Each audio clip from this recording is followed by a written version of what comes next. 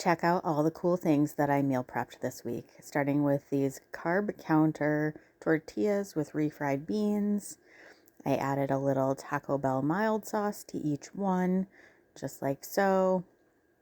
Then I go in and I add 15 grams of the fat-free cheddar to each one, which is 0 points. And we roll them up, making them 1-point burritos that you can freeze. I freeze them, reheat them for lunches. Then we have our homemade Lunchables, a selection of fruits, veggies, old Wisconsin meat sticks, and some cashews and almond crackers.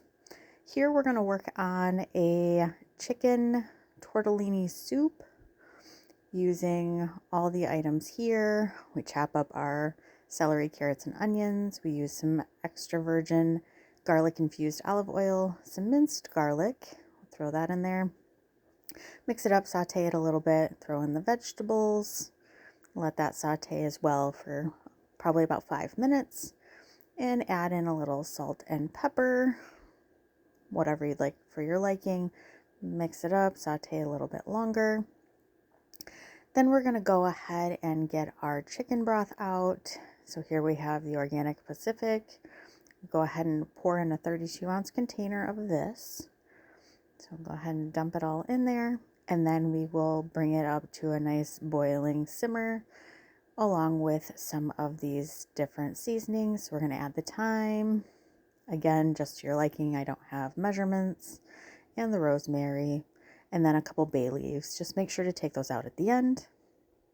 So we'll stir it up and let it boil. We'll chop up a rotisserie chicken, and we'll go ahead and just use that. Saves us some time.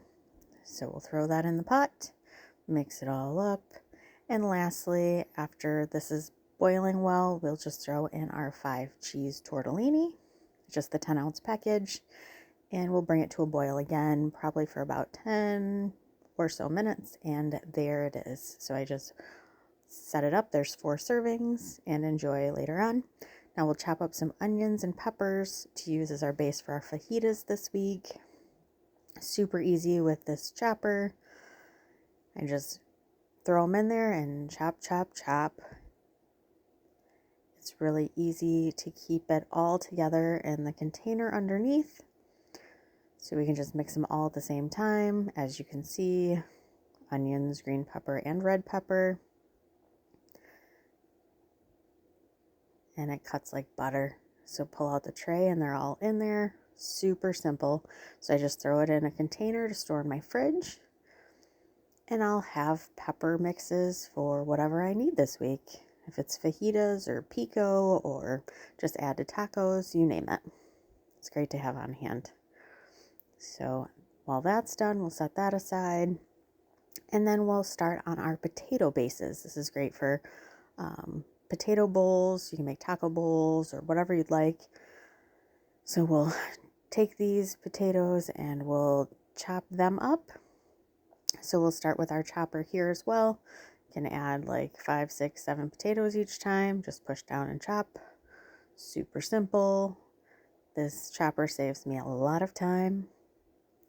So we'll do this for the entire extra large bag. So here we filled the tray once. We'll go ahead and dump that in my white mixing bowl here that will soak potatoes in later, and back at it until we finish up the rest of the potatoes. So here we go, a few more times, and pull it out. There we go.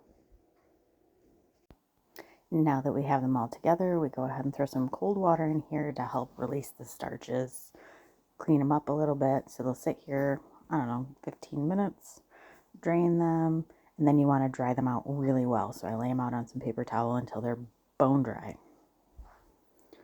And then we can go ahead and get them on our cookie sheets with some parchment paper. And then I just use some drizzle extra virgin olive oil, garlic salt, or seasoning salt. You can use whatever seasonings you like. Spray it on all the potatoes. Get them coated nice and well. Mix them up a little bit so you get all even sides. And then you can add whatever seasonings. Here I'm adding the garlic salt to the one, and then the seasoning salt to the other pan. And there we go. We'll go ahead and pop it in the oven.